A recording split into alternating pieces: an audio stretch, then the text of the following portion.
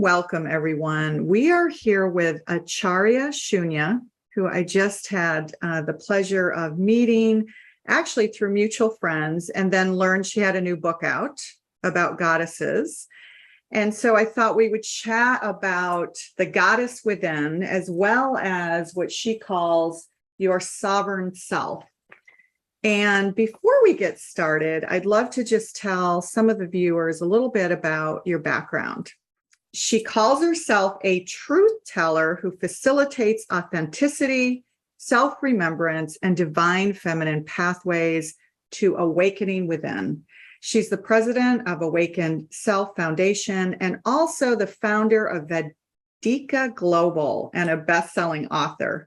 And Shunya reinterprets ancient Vedic wisdom and Dharma teachings of Advaita Vedanta, which people in the West know as non-dual teachings, yoga scriptures, and more, to create a learning and an awakening path for contemporary seekers, encouraging and empowering them to lead fearless and enlightened lives. And her latest book, Roar Like a Goddess, which we're going to be talking about today, retells Hindu goddess mythology, but brings in issues, and wait for it, brings in issues like patriarchy, sexism, racism, religious bigotry, urban alienation, and more, even emotional trauma. So doesn't hold back, and that's what makes this book so powerful. So thanks for being here with us today. Thank you so much, Renee. It is my joy, and I was looking forward to it. First of all, though, I'd like to rewind the clock back just a little bit to earlier days. You spoke of the hard time you had when you lost your mother early on, and yet you remembered so much of her wisdom, including how to really step into this unapologetic, which I love, goddess. Were there other women in your life who inspired you to kind of step into the leadership role that you play today? Absolutely. And they inspired me both directly and indirectly. Some inspired me because they were leading their life unapologetically. I didn't know that word as a kid. In fact, I didn't even know how to speak in English. But I could sense something like this presence, this authentic presence that they held through everything. And for example, I had an aunt who was a professor, and she really had traveled the world and she was doing things, and many people complained that she was not a good enough wife and a good enough daughter-in-law, but she never gave up on herself, and she never explained herself too much either. She maintained her sense of humor and her dignity. And others taught me too, by groveling, by losing their sense of self, by forever looking over their shoulders. Am I good enough? Am I right? Am I doing it okay? And I met these women not just in India, but in America too.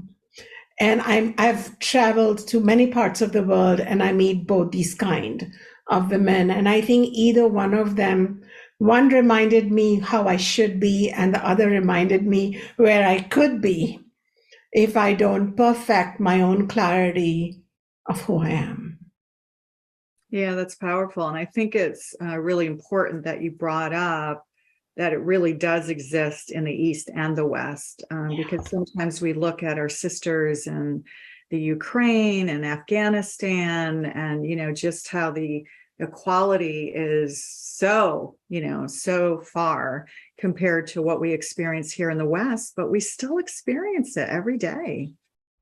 Oh, the walls have become bigger because they are subtler and they're invisible in the West. I would say women are facing newer and newer challenges in the tech world, in the corporate world, in the modern society, and the slut shaming continues, and a divorcee is still blamed for the break of the marriage. A single woman is still a problem to society, but not a single man. And this is what's amazing, that our progress has not necessarily changed a lot for us. It's better in some areas, but it's taken all new form and shape. It's morphed itself into a invisible social problem that we can think we're doing better. Because when I came from India 25 years ago, I thought, oh, now I'm in this other world. except that now I have students all over the world, and a bulk of them are American women. And unfortunately, I had to write this roar book because it's a collective problem, and it includes women, biological women who, and those who identify with the feminine gender, and even those of non-binary gender, anyone who is not up there on the chain of the ladder of gender and race and color. Patriarchy has done a number on all of us, unfortunately. Yeah, and I think one of the things that we spoke about before this interview started, we were talking about how that divine feminine is in all of us, right? However we define our gender, right? That exists in every single human being. And I think making that okay, right? Being vulnerable to come forward and show that, demonstrate that to society, right? So I think it's equally important for men to kind of step into their divine feminine at this point in order for all of us to heal. I so agree with you. And stepping into the divine feminine is like stepping into that greater feminine intelligence that invites us to construct a new, softer, more compassionate, more equitable narrative. Because if you look into any family between a mom and dad, they both may be equally nurturing. But what we get from the mother is a learning around harmony. Like, these are our strengths. A mother loves all her children equally. Typically, we may have some moms who are still learning how to be a mom, but generally, the mother archetype, you know all about that with all your work with Magdalena, the goddess Mary. You yourself are Gaia, strengthened in your words. So you know what that wisdom is. And I think humanity needs that wisdom. We've lived these masculine only version of power and institutions and partnerships, and we're suffering for it.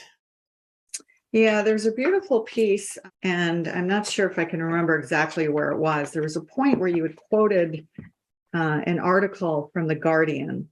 I just thought it was really powerful, and I'd love to know in your own words, maybe ways that we can heal or ways that we can maybe understand what she writes about. I won't read the whole thing, but it's the age of patriarchy, and it was written by Charlotte Higgins for The Guardian. When I read that, I was like, wow, right? This is what we have talked about, coming through COVID, right? Where we keep blaming the external that we're going. It seems like on the external that we're sinking, right? Because of the environment, because COVID came into our field, because all of these things, it's like the collective consciousness brought it in. And really what this short excerpt is saying is that we're bringing in what seems to be going backwards into our field now for it to be named, because she's saying the concept of patriarchy has offered itself as this invisible mechanism that contains a host of isolated and disparate events. Whether there is something in common between the Weinstein affair, the election of Trump, the plight of women garment workers in Asia and women farm workers in North America, and the Indian rape epidemic, it allows people to ask whether some machine is at work here that connects all the experiences they're having with all the experience others are having, right? I just got chills reading that. So the return of patriarchy raises the question, does the naming and understanding of this invisible mechanism offer the key to its destruction? And I love that you brought that into the book, because one of the most powerful things I found was that you kept bringing in modern references to what's going on and how to understand all this. So in light of this, does the naming and understanding of this invisible mechanism offer the key to its destruction? Do you want to speak to that? Absolutely. I think we need to have these conversations, and we women in the West, because I've now lived in the West longer than I've lived in India. And we women in the West, or some of us are even privileged. I definitely am a privileged woman, both from India and here. We cannot afford to think that it's not here because it's not in my face. It's still, these disparate events are still making this planet pretty hostile, unsafe, and morbidly sick. And that's why I brought this conversation up. And though I use the tool is the ancient storytelling of empowering bold goddesses, at the same time, the issues are completely modern because I wanted to address my existence, my life, beginning with my story, from fear to fearlessness, from leading hand-me-down scripts of what a good woman is to writing my own new script every day. It's changing every day as to who I am, and I don't feel obliged to, keep up a position defending any one of them.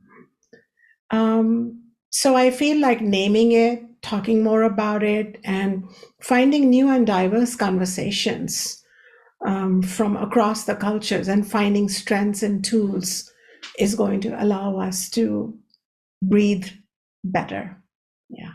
Yeah, it feels like it's in our face more and more, but perhaps that's the point, right? That if it's finally in our face, if we're finally seeing bigotry and racism and patriarchal rules and constraints currently in place, right? When we thought that they were dismantling, maybe that's the point. If it's really loud in our face, it's kind of like the last storm before it falls and the divine feminine emerges and becomes strong once again. Yeah, thank you. And for example, in India, a woman can walk into any clinic and have an abortion across the length and width of India. Whereas in America, there are so many women who are going to be punished by law for making a decision around their body. It's shocking for some. It is shocking. And at the same time, there are women in Iran who are burning their hijabs. So this is a great call for the Western woman, that whatever privileges we had been given are not really ours fully yet. No, they're not. And it's not just taking democracy for granted. Mm-hmm. It's taking our rights as women for granted, right? Because we've always thought that we were free, right? And then suddenly these perceptions are arising and saying, well, you know what? You've got to work for that freedom.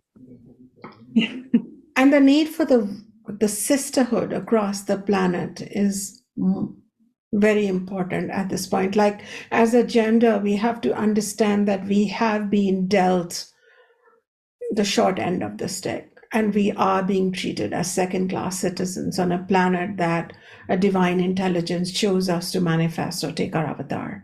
And this is of concern. And I want to have those conversations with my sisters across the world. That's why the title says Every Woman's Guide. It may not be the best publishing choice to limit your readership to a gender, especially at this time, but I wanted to begin somewhere. You know why I think it's a good idea? And I hear your point, because we actually have a membership program for women called Magdalene Sisters. And sometimes men will say, well, isn't that countering what's really supposed to be happening out by not letting men in? And I think, so I hear that and I say yes and no, but there is a sacredness where women get together. And I think there's a point that you bring up in the book, and I can't remember where, it may be in the Lakshmi chapter, but how still women today are looking for a savior to be taken care of. And that gets in the way of really, truly manifesting what we desire and stepping into our strength as a powerful woman, embodying that Lakshmi energy, if you like. So I think that there's so many just beautiful points that you bring up and examples that we have to learn from. And having male energy in the room while you're trying to heal that doesn't allow us to be safe or allow us to feel safe. I think at least initially. Yeah, it's like if you go to a hospital and there may be an oncology ward and a cardiac ward, I feel like women need to be in a healing space once in a while, and we have every right to do that because men have had their clubs forever. And I'm one of the persons, I've had amazing men in my life. My guru was my grandfather. My other best friend is my dad, and I have a great husband and a son and a couple of male dogs. So I've been around male energy a lot. So I'm not anti-men, and I don't believe you are, or a lot of our listeners are.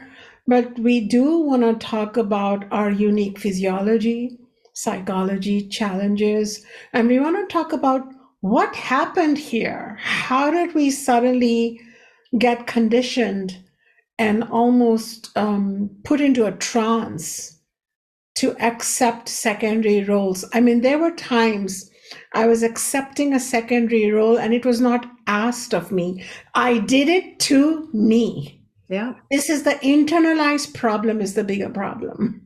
Yeah, it's awareness, because you're right. You talk about, I went on a business trip. I'll never forget this. When I was heading up marketing for Dragon Systems, a speech recognition company that's no longer existed, it got acquired, but we had to go on a business trip to Japan. And of course, it was all men in the boardroom. And I was the vice president of our company. And I got up to get tea. I kid you not. I still can't even believe I did it to this moment. I got up to help the women who were coming into the room to serve tea. It was like, and I look back at that time and I was like, wow, I was on autopilot, right? I was like, my grandfather was in the room saying, get up and help the women, right? And, not to say that that wasn't a kind gesture and offering, but it was inappropriate in that business setting, but I had become so programmed. And that's exactly what you're talking about. Yeah. Yeah. Like the out of place, the nurturing response in you arose in out of context. Similarly, I can share one such vulnerable story just to set the record that all of us are conditioned. My husband is a chef by passion. He's in the world of finance to bring home the bread, and we both do what we do to keep our household running. But he's a chef, and chefs like to cook.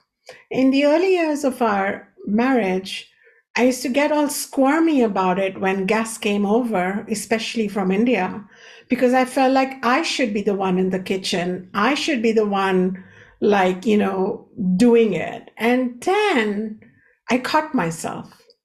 And I'm like, wait, this is your good fortune that you have a chef of a husband. And so now I just sit back and relax, and I totally enjoy my life while he enjoys being in the kitchen. And it took me a while, like this squirming and this discomfort, and then this trying to justify why you're not in the kitchen was not needed. Right. No, it's a powerful story. My other half is an Italian, and he wasn't really that much in the kitchen when we met.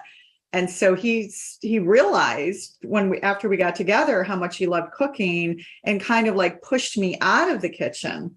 And so for me to even make my way back into the kitchen, it's hard. We'll have to get together and have our husbands cook for us one night. I think so. I'm looking forward to it. All right, let's pivot a little bit. There's some merging here too, but you speak of the sovereign self in another one of your books, and you quote from an Upanishad. Self, right, meaning the boundless one in Sanskrit, it shines as the eternal light within your heart. It makes your mind intelligent, and it makes your body alive. And then later you write that you are pure possibility. So to me, when I read that, it feels like a remembrance, right? A remembrance of the authentic self or the forgotten self. Can you elaborate on that for examples that could be applied to modern times? In Hindu philosophy, the soul is the truth. It is the pure consciousness. And the body and mind are merely its equipment to experience life, to savor life. The body is material and dense and gross, and the mind is subtle, but it is still material. Body and mind are on one end, and the true self is on another. And the best part is that while you have a unique body, me a unique, you have a unique mind, me a unique. But when it comes to ourself, we share a self. And that's why in moments of extreme love or grief, or even sexual union, diverse humans feel that oneness. And that's why, despite all the hatred, oneness still remains an opportunity for us to explore.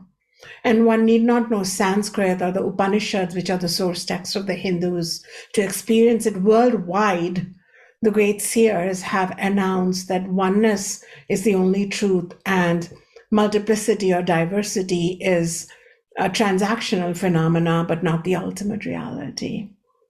And this self is a quest for all the Vedic Hindu teachings, such as in Ayurveda or yoga or Advaita, the non-dual, and even the goddesses are all representatives of that one self. It is said that if you know yourself, you know the goddesses, like you know the god-goddess dimension.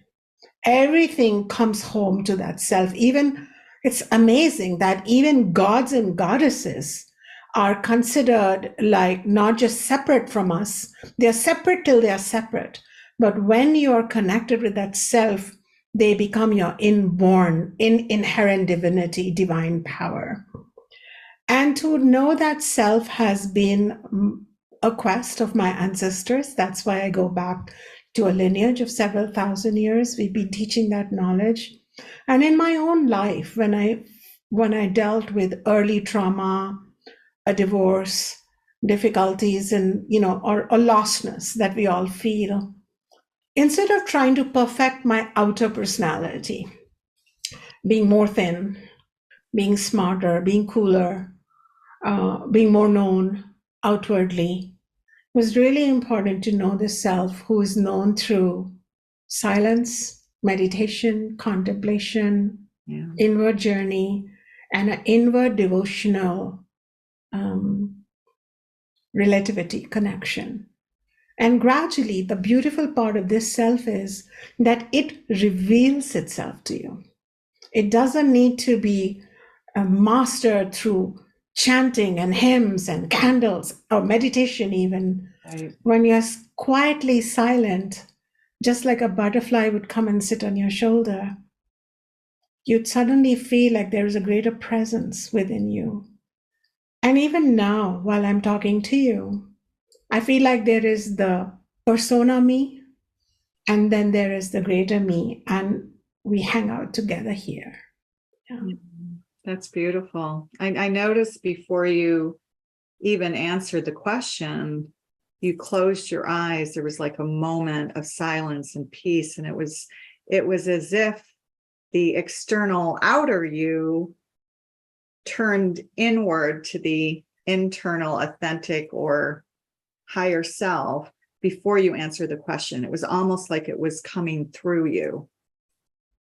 And I want to share that prior to touching the self, if you ask me, Shunya, are you self-realized? I'll say, I don't know. But I can tell you, how do you know? But I can tell you this, that prior to this journey of the sovereign self and being closer to it, closing my eyes and accessing it and being with it, my relationships, most of them were a mess. They were not satisfying me. I couldn't write a word. So these 3 books have come later in my life. I couldn't organize my thoughts enough. My language, my speech was either hurried or not at all. It has taken on a different melody, my speech. I look younger than before. And now all my relationships have changed for the better. And the ones that are not working, I know why they're not working. I choose for them not to work because they are toxic, but I don't have bitterness from them. I know where to leave them. Like they've taught me what they need to. They've shown me what they need to. So it's such a healthy place. My health is better. I used to suffer from chronic aches and pains. They're gone. I've written 3 books and I have 4 more in the pipeline. Like, what's happening here? It's because I touched a drop of that inner goddess, which is the self. It's coming through you. I mean, this is when we surrender, right? Every single culture talks about it. The Buddhists call it, right? You surrender and allow, you can't resist it. What you resist persists. The Hindus also have their own version of it. Every culture. Every culture has this. So I was going to talk about gifts, but before that, because we're kind of on this roll here, which I love. So the goddess's analogy or archetype, there's such a beautiful piece that I almost cried when I read this in your book. You use this analogy of ocean of consciousness. Just love this, right? I think it was either Durga or Lakshmi that she had returned. She left her cohort and went back into this ocean of consciousness. But that's all of us as energy beings. So we go back to this original non-manifest nature of formlessness. Can you speak about that? How the ocean is symbolically the vast field of our own consciousness? We come from consciousness into form. We play around smartly or awkwardly in form, and then we return to it. For most of us, it's an automatic process. We don't know why we come, why we are here, why we go back. But for some of us, we are trying to become more and more conscious about it. And the goddess Lakshmi shows it through her story, where she willfully chose a different story by returning into formlessness and then coming back into form as a divine mother for the whole earth. So that story is in the book for people to read. From the perspective you are asking, I feel like if we can, we're so identified with our day-to-day story, and we're also so suffocated in it at times that we just stay there and our creativity and everything becomes quite blocked. I feel like if through an inward movement and an inner permission, we can move into that ocean of consciousness, into pure awareness, which is not stuffed with objects and roles and expectations and disappointments, but just that pure awareness. And if we can do that and we can hang out there a little more, we can come back and change our narrative. We can come back because we cultivate then a little space to be or become who we were really meant to become. Even after writing this third book and having 3 bestsellers in a row, and the publisher saying, "What's next? Send me your new next manuscript," which is ready, and I have them in a so-called pipeline. I'm actually stepping back into, well, so who am I?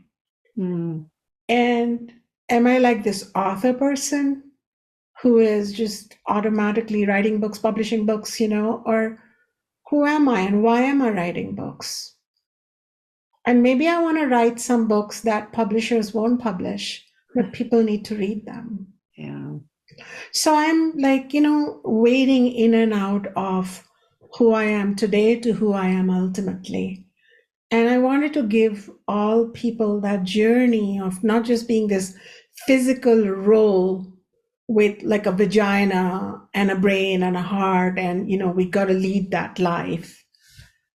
And I think you picked up on it. Not a lot of people pick on my invitation. They kind of read the story and they love it. So thank you for that. That's the deeper work I'm doing for some people who get it. Like, yeah. I'm always doing that non-dual work of returning to the source to recalibrate, but you don't have to do it using your ego. It just happens with the grace of the goddess. I mean, I think that is really the bigger work, not just in this book, but all of your work. And I'm pretty new to it, but what really felt aligned for us, because it's similar to our teachings, is about this oneness, right? And that the gurus are not out here, right? The goddesses have always been our gurus, whether it's goddesses or God or GODDE or the cosmic soup, universal consciousness, Allah, whatever name that we want to give to this bigger universal cosmic energy that we tap into that's bigger than ourselves. What I love is that, and I think you pointed it out, that the Vedas also say this, that sure, if you want to start by, tapping into Lakshmi and seeing her as a deity from outside that you can go to seek and ask for more abundance in your life, sure, it's a great place to start. But ultimately, it's really embodying this, right? It's like embodying the Lakshmi within you, embodying that so that you become that, all the force and the archetypal qualities that goddess represents. I think that's the power of what you're really doing, is you're turning things upside down and saying, you are the goddess.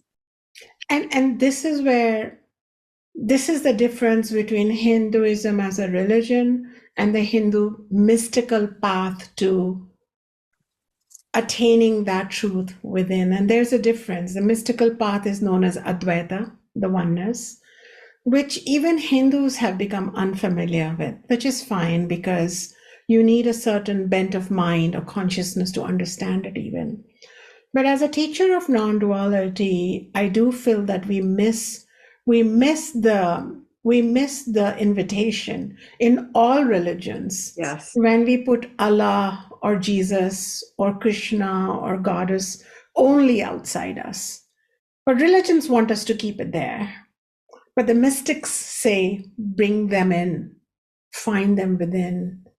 And then why just find them shining within? Why not talk like them, walk like them, eat like them, mate like them? And that's where I'm going.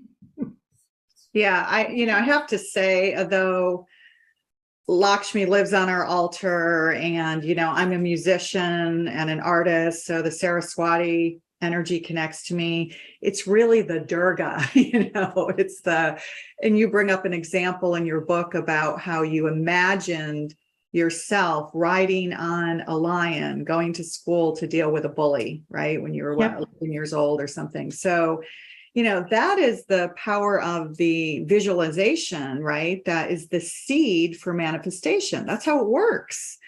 So I was really touched by that, because a lot of times when we read about these goddess archetypes, and I'm not from a Hindu background, but for some reason, I've always really connected to these energies. And I think when you can put it into a modern example of what does it mean to become Durga, right? It's like, I think of the Mary Magdalene energy. There was a point in your book where you describe all of these unapologetic, she's not afraid to stand up for racial injustice, and, the list goes on. She wants change, right? And so I thought, wow, Durga's Mary Magdalene. How cool is that? And it's like, well, what does that represent? It's like a female Martin Luther King on steroids, who just stands up there and says, let's do this, Yeah. And we need that Martin Luther King on steroids in a feminine form as Magdalena and Durga, because it's not just about pushing the rock out there, but it's like you need that power even to move the boulders of obstacles within yourself and to give yourself the permission. I mean, even to be a podcaster or to be an author or a writer, where we are having to be on the world stage on a daily basis while we go through vulnerability, disease, aging, loss. We're like regular humans, but we're showing up. We need that Durga energy. And it's not surprising, because Durga is considered in our tradition, not just Durga is Lakshmi and Durga is Saraswati, but Durga is also the mother of Lakshmi and Saraswati, because Durga is shown as the, like the pivotal goddess.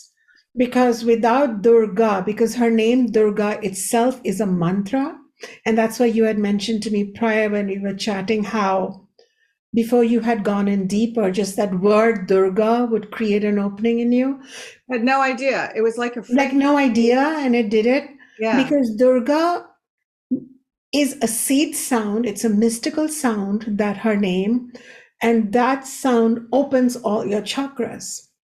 And you clearly, lady, was knowing this or having this gift from some other lifetime in our thinking that, you might have done some work with this. And that's why when you hear Durga or heard it, she led you to this huge,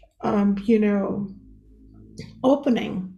And if you're doing the work of God, of Magdalena, it's because Durga is not just a Hindu goddess. Durga is a universal mystical propensity, force, and reckoning that shall come to you in any goddess you know and want to work with.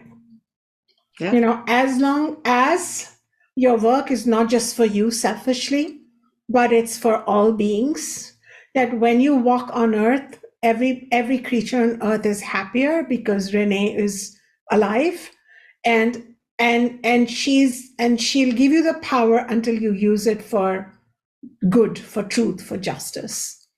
So I'm not surprised. And I really have made an attempt to portray these goddesses. I borrow from the culture, but I don't want the culture to become, I want it to be seen for what it is, a vessel. I don't want it to be seen as the ultimate authority on the goddesses.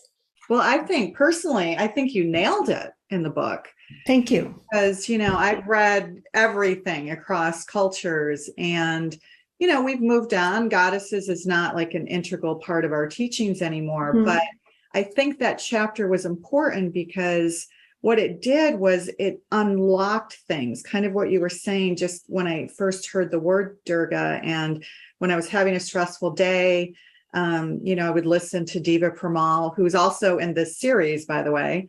I would listen to her chant Durga and just suddenly be brought into inner peace. I mean, she's really about empowerment and stepping into that power. But for me, listening to that just brought me a sense of balance and harmony, that oneness that you speak of, actually, that beautiful oneness. Thank you. And that's why in the book, I also talk about Malala Yousafzai, the Nobel Peace Laureate from Pakistan. I talk about roaring Durgas from every culture, from Africa to America to, you name it. I wanted to celebrate that archetype, which is available within each one of us. Yeah, you talk about Durga having the great discernment of action. That goes back to your point that when we embody these archetypes, it's always for the greater good of humanity, which is for the greater good of ourselves, right?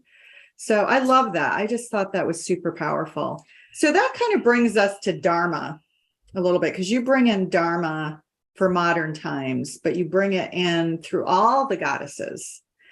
And I think for people in the West, it's not a term that they're as familiar with, but they are familiar with karma.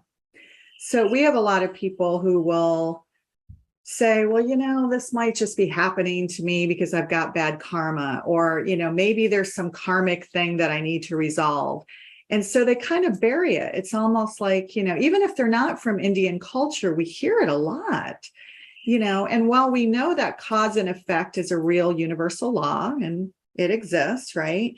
How would you suggest, or how do you teach people to not allow that karma to get in the way of an excuse for them to be living their pure karma?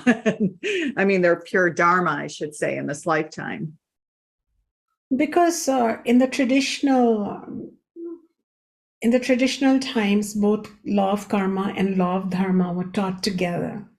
In modern times, dharma and karma kind of became separated off, and then people have their own understandings. So while karma definitely binds us in to having to deal with consequences of past actions, even like if, I ate too much pizza 2 days ago, it's going to show up as a heavy body or gained weight, now. So that's fine. That's understandable. And it works across lifetimes. And that's also something that requires some degree of investment into believing there are other lifetimes. But even that makes some sense, and there is greater consensus around it. What the law of dharma says is that while the law of karma is kind of holds you into like with no choice, dharma gives you choice. Dharma literally comes from the root Sanskrit word dri, and dri means to hold willfully, to sustain by choice what serves the greater good. yours and others. It doesn't exclude you, by the way. Because if you exclude yourself, then you don't believe in the radical wholeness. Like, it can't be you versus the whole. Like, it has to include you. So say I am suffering from some difficult issues in my life, and I think it's karmic because they just have occurred out of nowhere, or they're relentless and they keep showing up. I still have the law of dharma, which teaches me greater values, like the value of self-respect, which is a dharmic choice. The value of speaking the truth is a dharmic choice. The value of exercising compassion for self and worthy others is a dharmic choice. The dharma of resorting to righteous dharmic rage is also dharma. So we forget that we have all these imperatives that are go-to things that help the planet because we are aligned with the intelligence of this planet, and not like, we're neither collapsed egos, nor are we raging, insane egos picking up the gun and shooting whoever comes in our way. We are in between, and we are employing the dharma of accommodation of others' stupidity, or we're employing the dharma of tolerance, even of some people who are backbiting, or, but you've employed a dharma. That means you've made it a conscious choice. You're not just rescuing people or being victims. And so I have some people in my life who are, I didn't order them to be in my life. They're just there, and I'm employing the dharma of, okay, there's a dharma called accommodation. In Sanskrit, we call it kushanti, 𝐾𝐸. And so I'm like, if the earth can accommodate them, I can accommodate them. So then this doesn't raise my blood pressure. This doesn't make me irritated every time I think of them, right? It's so useful. So when law of karma binds you to relatives you don't enjoy, or a neighbor who's irritating, or a boss who's, questionable, you can employ so many dharmas. And that's why all the goddesses across the book teach dharma. The Durga teaches the dharma of all the things related to strength, boundaries, clarity, communication, very powerful teachings. Lakshmi teaches the dharma of self-care, self-value, self-worth, and even unapologetically roaring with pleasure when she's enjoying her five senses. Instead of feeling shamed and blamed, she brings in the dharma of self-care. And Saraswati teaches the dharma of, internal pursuit and trusting your intuition and knowledge. These are all dharmas. So there's a saying in my language which says, when the karma police comes for you, grab the key of dharma to open the padlock of your jail and come out. So it's fun when it's said in Hindi, but you get the idea.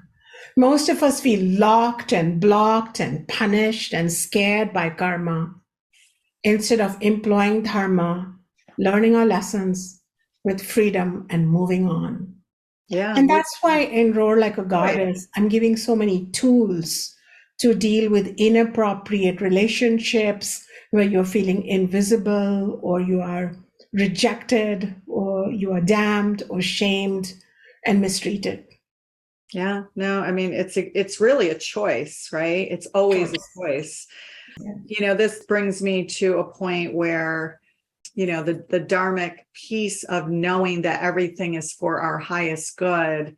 So gifts come and gifts go, right? And so it's easy for us to see positive gifts in our life as pathways to new beginnings or harmony, right? So it's easy for you to see this as a gift to new beginnings.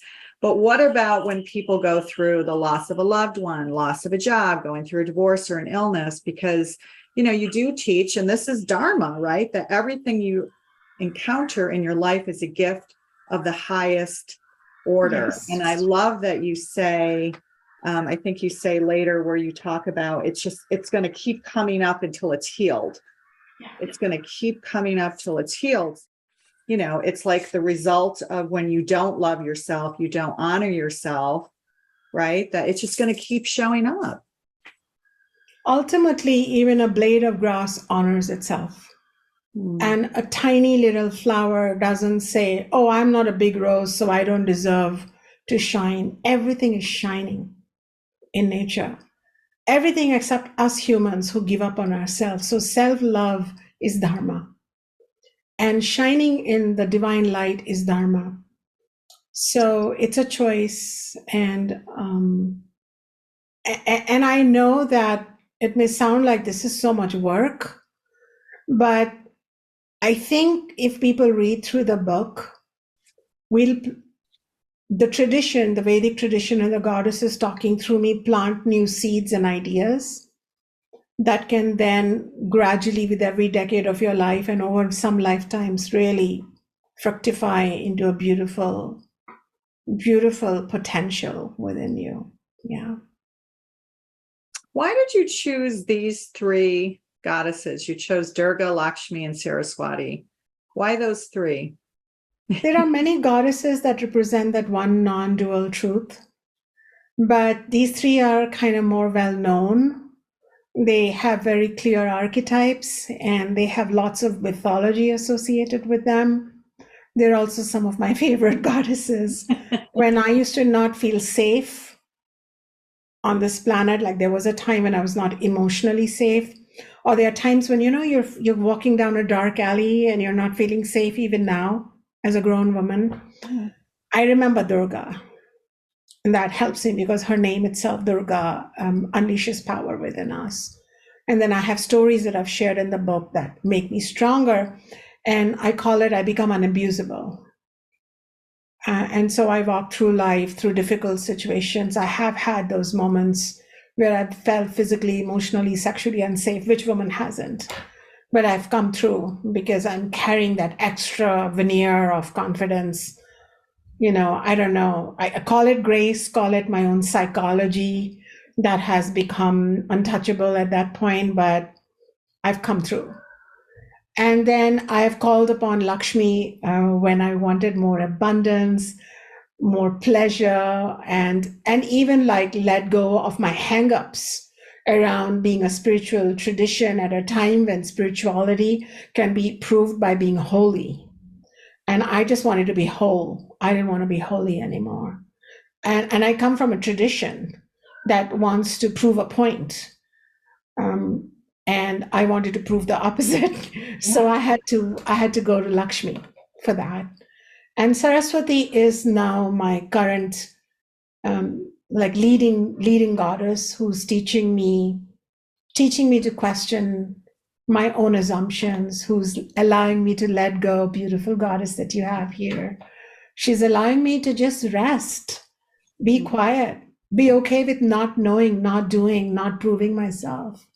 I really love her for that. She's also the creative unleashing. Yeah. Totally.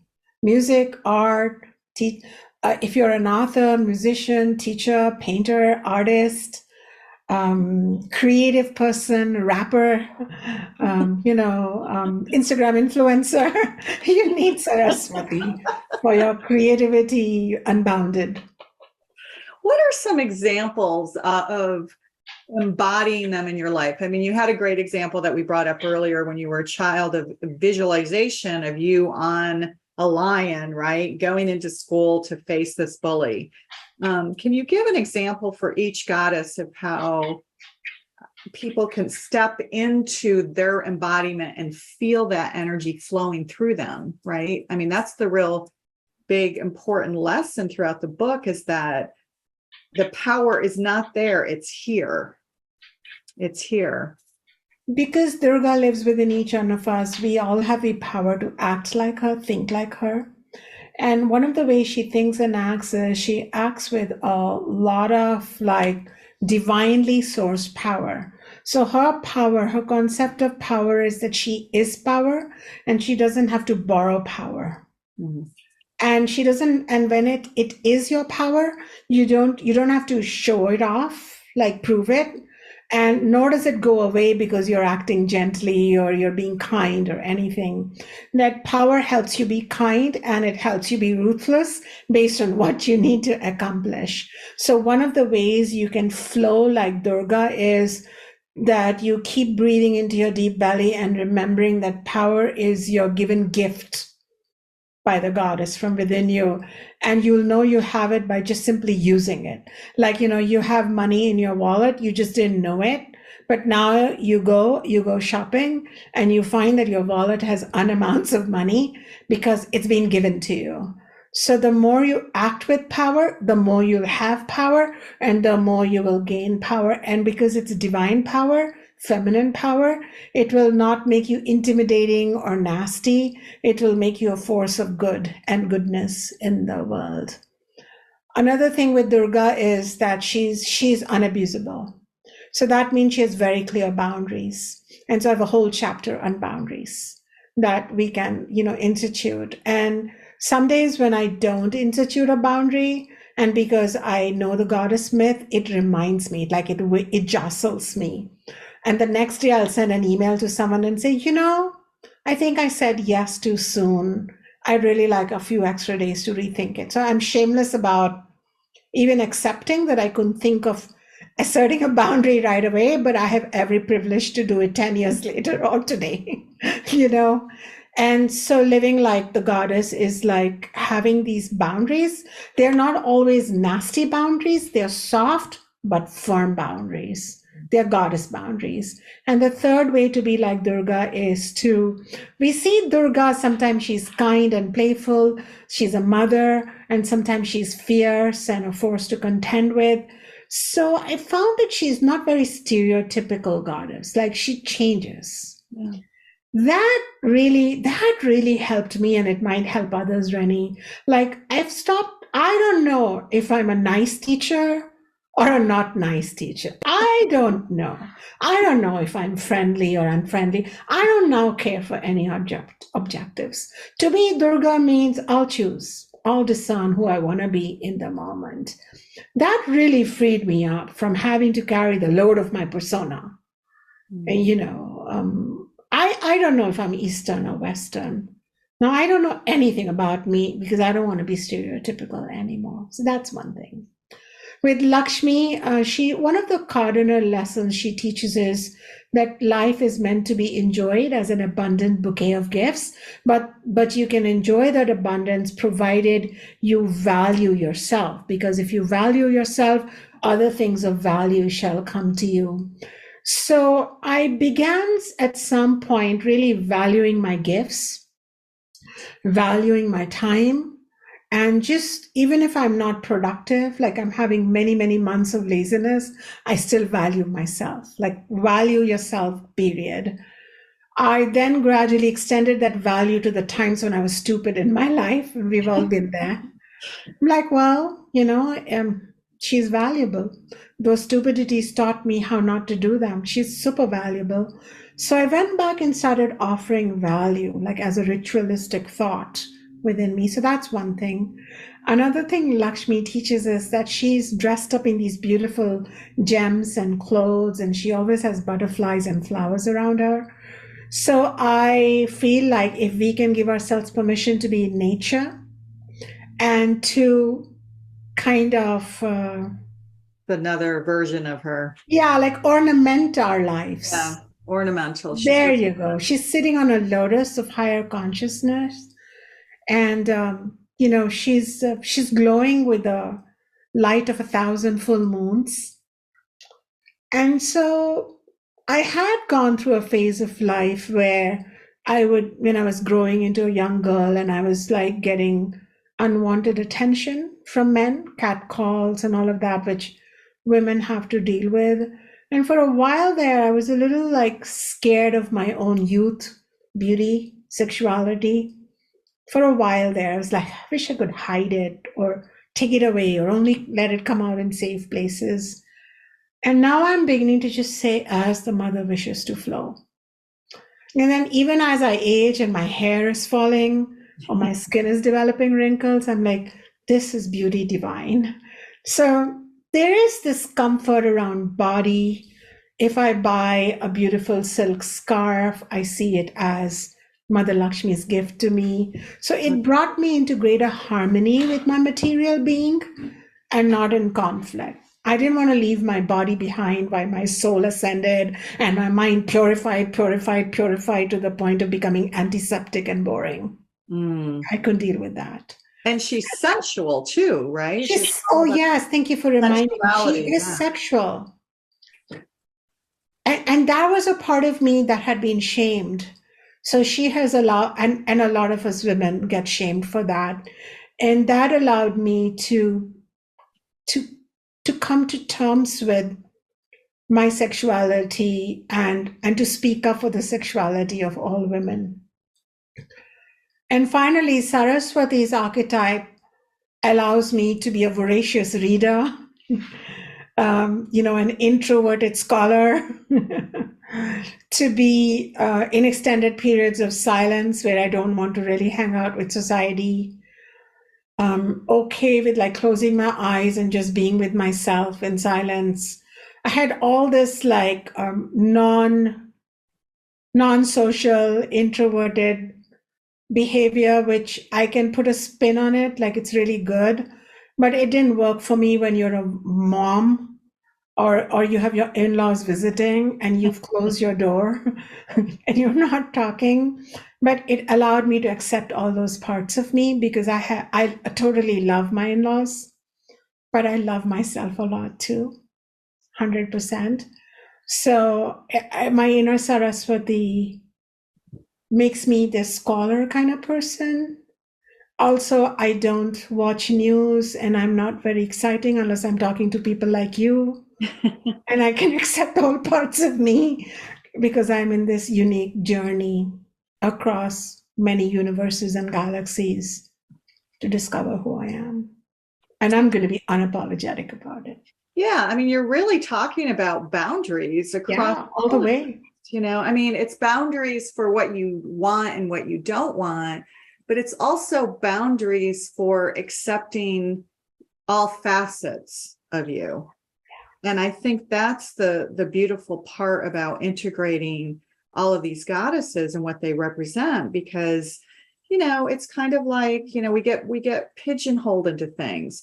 What Enneagram number are you? What, personality type are you? Rather than saying, you know what, I'm this multidimensional being having this experience here, and I'm going to show up when I need the skills of the creative one, the skills of the powerful one, or, the beauty within and that sensual, right? That's what feminine is. We're all about flow. I never wear flowy clothes for interviews like this. And I was like, wow, we're going to talk about goddesses today. I'm going to wear something flowy. And, it's funny, you hate to like put feminine energy into a bucket, but that does make me feel feminine. It's a traditional feminine thing. I love it. I love silk scarves. So I think these are the things that we don't have to apologize anymore, and they can become our strength, not our weakness. They can. Thank you for saying that. And Saraswati, the word Saras means the flow. And she's also called a river, and she's always shown flowing clothes, which are really representative of a flowing personality. And I write in the book how a river doesn't stop flowing until it dissolves in the ocean, but when it's flowing forward, it doesn't leave even a drop of itself behind. The muddy drops, the stained drops, it takes all of them forward with itself. And that helped me with trauma management because I didn't want to leave any parts of me behind. And that's why in this book, I talk about the traumatized part of me. And that traumatized part of me joins me in this book. To a respectful, author, I wanted to bring her forward. So, if you remember, thank you for wearing flowing clothes. It's just really, it's really just symbolic of you dressing up to meet the goddess energy that we're creating here. And, the first thing I said was, you're gorgeous. And what happened was that your Shakti, your energy gave a gift to me of positivity and energy, and I gave that back to you. And that's the least we can do to each other, rather than dress up as drab creatures and or put, additional layers of artificial stuff around us. If we can just be in our natural beauty, natural body, natural sexuality, these feel like very basic conversations to have, but it's sad we still need to have them. Yeah. Like sexy for me now is not just stilettos and a black dress and a thin waist. Sexy could be wrinkles and sagging breasts and a stomach that has held babies. And yet all of that is transparently feminine and sexual and beautiful. Yeah, and I think, it's interesting when you meet a man who gets that, truly gets it, and just they're looking through your eyes, through the soul, they're seeing the beauty within as much as the beauty without, that's when you feel whole, right? Yeah. So it needs to start with us, of course, but it starts with us. And then, of course, we're mirrors to each other. Yeah. Right. And so that really goes back to the ancient teachings of, once we learn how to understand that the Shakti is you, the Shakti is me, it's in all of us, it's not this external force. Can we spend a few minutes on Shakti? Because I think it's not only an important part of your tradition, but there's parallels in the West to this Shakti too. Maybe it's the Sophia wisdom, right? Because Sophia represents wisdom, but she also represents the feminine face of God, whatever God is for you. So isn't Shakti in essence that also? Yes. God as mother. Yeah. God as mother is Shakti. And again, non-duality plays a role here. Shakti is in all gods and goddesses, and all gods and goddesses are Shakti. Shakti is sometimes shown as an equal partner to the masculine god, Shiva, but sometimes she is also shown as mother of Shiva. Because when you go back to the Vedic tradition, we see very strong divine feminine roots, and all the male gods have a mother, a female god called Aditi, who is also Shakti. So I think there's an acknowledgement that the universe began with a feminine intelligence. Yes. There's a slight veneer towards it. And so Shakti is literally means power. And it's not a power that she has borrowed from anywhere, or she's a keeper of that power. She is power incarnate, is Shakti. Yeah. And she herself becomes Durga, Lakshmi, Saraswati, and myriad more goddesses. And sometimes people mistakenly think that the Hindus worship lots of gods and goddesses. But this is actually non-duality played out through multiplicity, where there is a saying in the Vedas that what is not God and who is not God. And God dwells in every pebble, every butterfly, every hymn, every song, every body, and then goes on to acknowledge the transgender and blended gender bodies. Wow, that's great. And that is really beautiful. That's really, that's why I promote the Vedas, not because I was born in that tradition and I have a little lineage to promote, because as a modern goddess, they got my attention, they got my respect for being a very liberal tradition. Prior to all religions in India, they are the precursors to even Hinduism and Jainism and Buddhism, is this very gender neutral, progressive tradition called the Vedic tradition. Yeah, and it goes back thousands of years. Yes. I loved your example in the book of the Kama Sutra, where there was the first interpretation, or the first guy who had to translate it into English in the 1800s couldn't get through his puritanical English views around sexuality. I just, I had this visual of him like just cringing as he was like going through and having to translate all of these sexual poses to bring each other joy, right? I loved that visual. And if you read the Kama Sutra in the original language, it is so out of the box, and yet it is so spiritual, where sexuality, spirituality, they meet without any like distorting apologetic stance, and all translations fail. When I've been fortunate to read the original, And I feel saddened that my ancient race ancestors were so clear-headed and so clearly sexual and spiritual, whereas my current country people have puritanical views. Yeah. Yeah. Well, it's the same, I think, in Christianity, right? I've heard that. Yeah. It's the same. You think of the Gnostic teachings and, I know the Magdalene energy too, out of those ancient teachings, spent time with the Druids and the pagans. And there was a lot of sensuality and sexuality going on without permission, but they still had to do things behind closed doors because of the perceptions, or, that they would get thrown out of the whatever was the church of the day. So hopefully these barriers are now starting to fall away as the new generations emerge and say, you know what, I don't want to plug into those traditional rules that bind me, but I want to be free. So I think conversations like this and the work that you're doing to untether people, right, men and women, from these old belief systems and step into their true power is just, what it does is it gives people permission to do what you're doing. From whatever traditional background they come from, it says, come on, be your Durga. Let's get out. Let's do this. Write books, speak, speak your truth. Yeah. So, the work that you're doing is just so profound and so magical. And, I'm so blessed that we've had this incredible time together to talk about all these facets. Is there anything else that you would like to share that we haven't touched upon? This was a very beautiful, wholesome conversation. I just want to say that if you have a yearning for deeper inner permissions, then try this book, because it has stories in it, and these stories have been told for thousands of years. And it is said that whoever comes to know of this story, they change forever.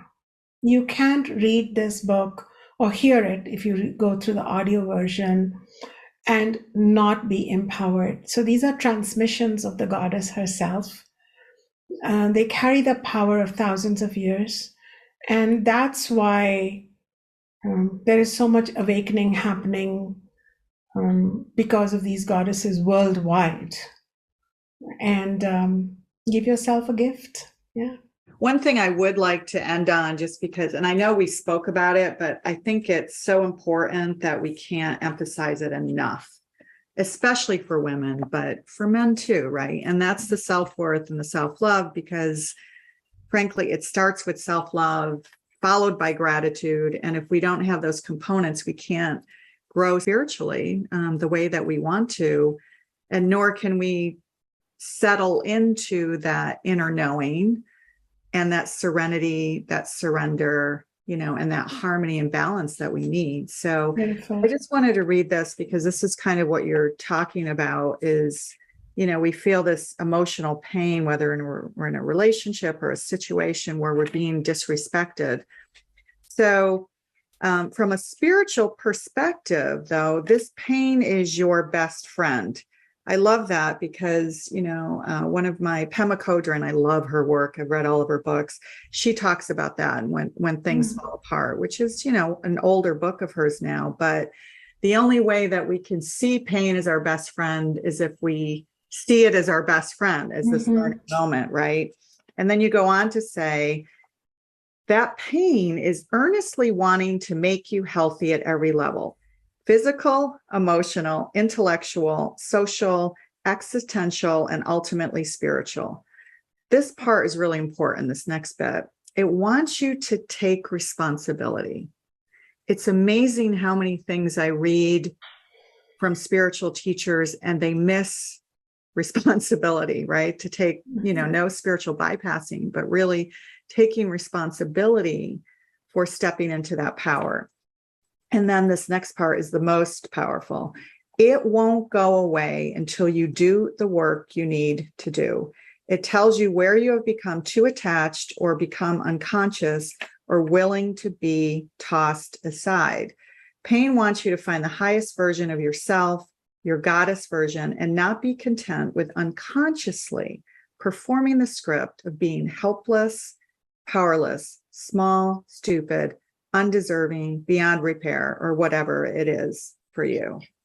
So, whew, right? I don't know. Hopefully everyone's getting as many chills as I am when I read that, because you're actually bringing up the big, the bad, and the ugly as well. And you're not afraid to do it in the book, which I think is going to help so many people deal with trauma, right? By going through the trauma, embracing it as part of yourself, but also like, this pain is here to be healed, and you're not apologetic. You're saying, hey, this is the laws of the universe. It's going to stick around until you do your work, because that's what your higher self wants. Yeah. So self-love, it starts here. Beautiful, beautiful work, Shunya. Oh my God, this beautiful time. On the subsequent pages, we're going to be putting links to all of your work, your organizations, your website, and of course your books, and links for people just to click on so they can buy. They don't even have to dig around or have a hard time doing that. So thank you so much. Thank you.